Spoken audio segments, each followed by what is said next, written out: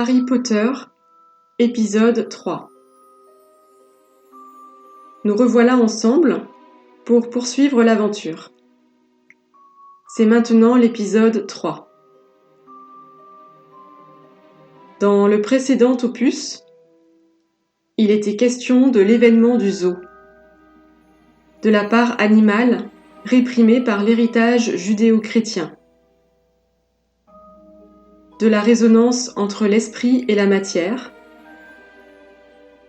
et de la responsabilité qui nous vient quand on prend conscience du pouvoir de cet esprit.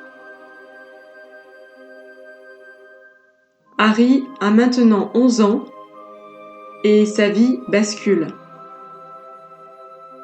Pour la première fois, il reçoit des lettres qui lui sont adressées personnellement. Quels peuvent être ces messages adressés à la dimension que représente Harry en nous? Dans le film et dans le livre, cela semble improbable dans cet univers où il n'a pas de place, pas d'existence, pas de légitimité. D'un autre monde lui parviennent des messages. Depuis un autre monde, quelqu'un s'adresse à cette figure privée de légitimité, qui semble transparente dans cette banlieue londonienne. C'est à l'approche de la préadolescence que nous recevons des signes, des messages pour nous ouvrir à notre dimension unique, celle qui nous fait échapper au destin de répétition, de reproduction de notre famille. Les signes, ce sont les événements et les rencontres comme nous avons vu avec l'épisode du zoo. Mais les messages, les lettres adressées à Harry, à quoi correspondent-elles? Dans notre histoire, ces lettres sont apportées par des chouettes. C'est un animal nocturne qui symbolise, sur le plan collectif, la sagesse. Ce sont des oiseaux qui ont une vue remarquable de nuit. Et ce sont aussi des oiseaux messagers. Elles apportent des messages dans le monde moldu, depuis le monde de la magie. Elles sont donc des intermédiaires entre le monde magique et le monde normal, le monde de la matière. Harry reçoit un message qui lui est adressé personnellement du monde de la nuit et du ciel. Je propose qu'il s'agisse des rêves. Le rêve, c'est éminemment cela, un message qui vient du monde de la nuit. En effet, quel plus beau symbole que ces lettres apportées par des chouettes pour représenter les messages que nous recevons de la dimension céleste au cœur de nos nuits, et qui sont les rêves. Le sort que nous réservons collectivement à ces lettres intimes est à l'image de notre relation à la transcendance. En effet, une société qui n'ouvre pas les lettres de l'inconscient est une société qui s'est coupée du divin, de la transcendance. Mais pour Harry, impossible d'avoir accès à ces messages. Il y a une censure en la personne de celui qui détient le pouvoir. Vernon Dursley déchire la lettre d'autorité. Vernon Dursley est la figure qui a le pouvoir, à ce moment-là, dans la psyché que nous contemplons. C'est clairement Vernon qui décide dans cette maison. Et Vernon ne reconnaît pas les messages qui proviennent de la nuit, de l'inconscient. C'est lui qui décide dans cette maison et il dit « La magie, ça n'existe pas ». Logique donc qu'il déchire les lettres comme s'il en avait le droit, alors qu'elles ne lui sont pas adressées. Vernon, tout affilié au monde de la matière, représente en nous le moi rationnel qui dénigre la dimension des rêves parce qu'il en a peur. Et que se passe-t-il quand nous ne nous laissons plus interpeller par le divin, quand nous fermons nos oreilles, nos yeux, à ces messages comme le fait Vernon avec la boîte aux lettres? Eh bien, ce qui se passe, c'est que ce message doit se faire entendre. L'attitude de Vernon n'a pas le pouvoir d'intimider l'expéditeur. Et dans notre vie, c'est pareil. Quand les rêves doux ne sont pas entendus, on reçoit des cauchemars. Ou bien, c'est notre réalité qui devient plus interpellante. Ces chouettes qui envahissent le terrain des Dursley, c'est comme si cette psyché, représentée par ce terrain, cette maison, était assaillie par des rêves de plus en plus insistants. D'ailleurs, si les rêves utilisent le langage symbolique, c'est bien pour déjouer la censure du moi qui n'est pas prêt à être interpellé. Les rêves portent des messages éminemment subversifs. Ils sont une interpellation intérieure par une dimension qui nous dépasse, une dimension magique, céleste, ce qu'on appelle parfois le tout autre. Ils cherchent à nous reconnecter à notre âme. Ils sont l'école de l'âme agie. Cela vous est-il arrivé, à vous, de vous sentir envahi par des cauchemars insistants? Ou est-ce le réel qui vous a interpellé par des séries noires, des répétitions d'événements douloureux? Vernon représente la dimension qui se satisfait de sa vie et ne veut surtout pas que cela change. Nous avons parlé du moi rationnel, contrôlant. Dans le monde bouddhiste, on parle de la structure de l'ego. L'ego a pour mission de solidifier notre identité, de nous maintenir en vie en reproduisant continuellement les stratégies d'adaptation que nous avons mis en place enfant, c'est-à-dire celle de Dudley, la figure adaptée, en répétition avec les valeurs de Vernon. L'ego est donc peureux, conservateur.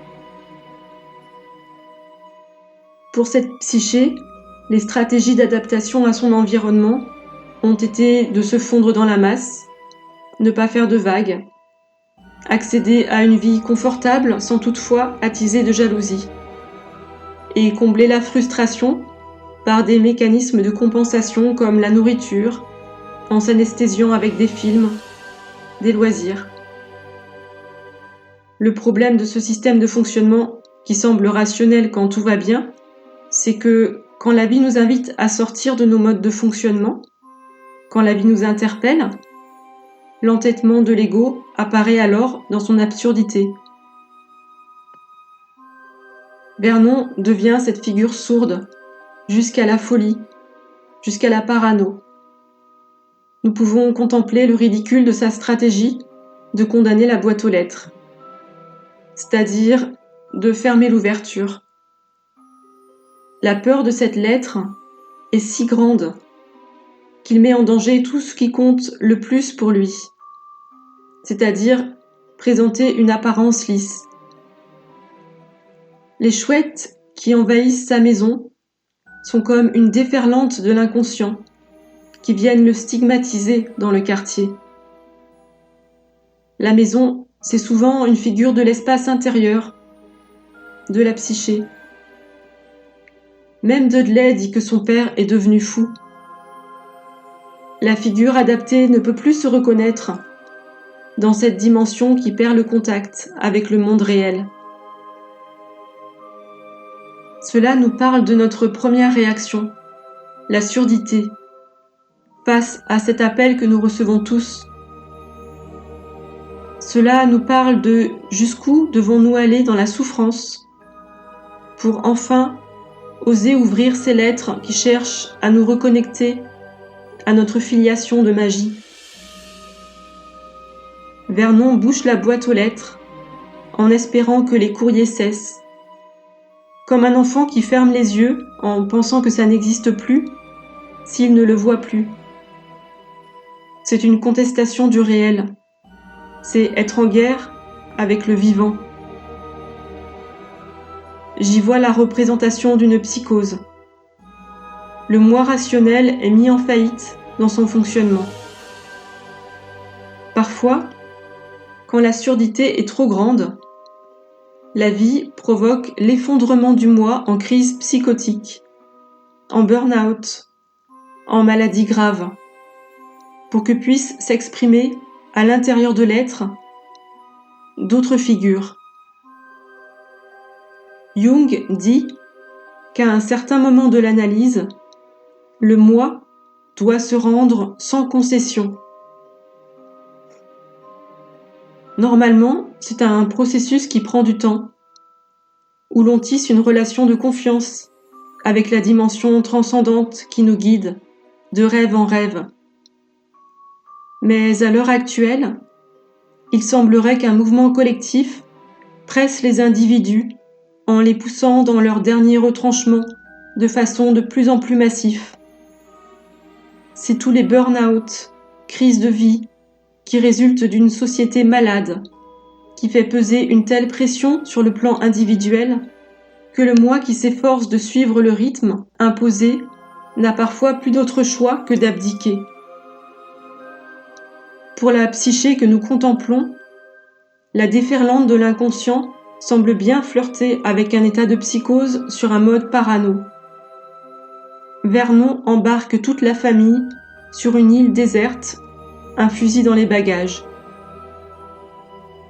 L'île déserte, la nuit, par vent de tempête, nous donne à voir les eaux de l'inconscient qui menacent le contact avec le réel, symbolisé par la terre ferme, de plus en plus petite. C'est la tempête dans cette psyché. Nous vivons les dernières résistances du moi qui refuse de s'ouvrir à la bonne nouvelle, qui refuse de changer de vie. C'est le jour de l'anniversaire de Harry.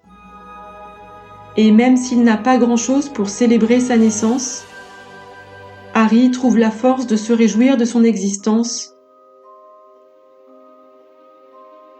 en célébrant le jour de son incarnation. Il dessine sur le sable un gâteau d'anniversaire. Que la figure magique en nous célèbre son existence permet sans doute au géant magicien de venir sortir Harry de l'emprise de cette matrice mortifère. Harry, lui, a bien senti que sa vie allait basculer. Il se réjouit de recevoir les lettres qui lui sont adressées personnellement. Des lettres qui reconnaissent son existence, sa valeur. Et il accepte avec joie d'aller vers cet inconnu qui peut faire peur. Pour la simple et bonne raison qu'il n'a rien à perdre dans son quotidien maltraitant. C'est pourquoi la vie s'ouvre souvent quand tout semble plus bloqué que jamais. Parce qu'à ce moment-là, la figure qui contrôle est mise en faillite. Et d'autres figures en nous, de renouveau, peuvent prendre le relais, peuvent embarquer pour une nouvelle destination. Prendre par exemple le Poudlard Express. Et donc, Hagrid débarque. Il fait tomber magistralement la porte avec ses mains de géant, sa force de géant. Hagrid, c'est la figure qui fait le lien entre Harry et le monde des sorciers. Que représente donc Hagrid ? Nous le verrons dans le prochain épisode.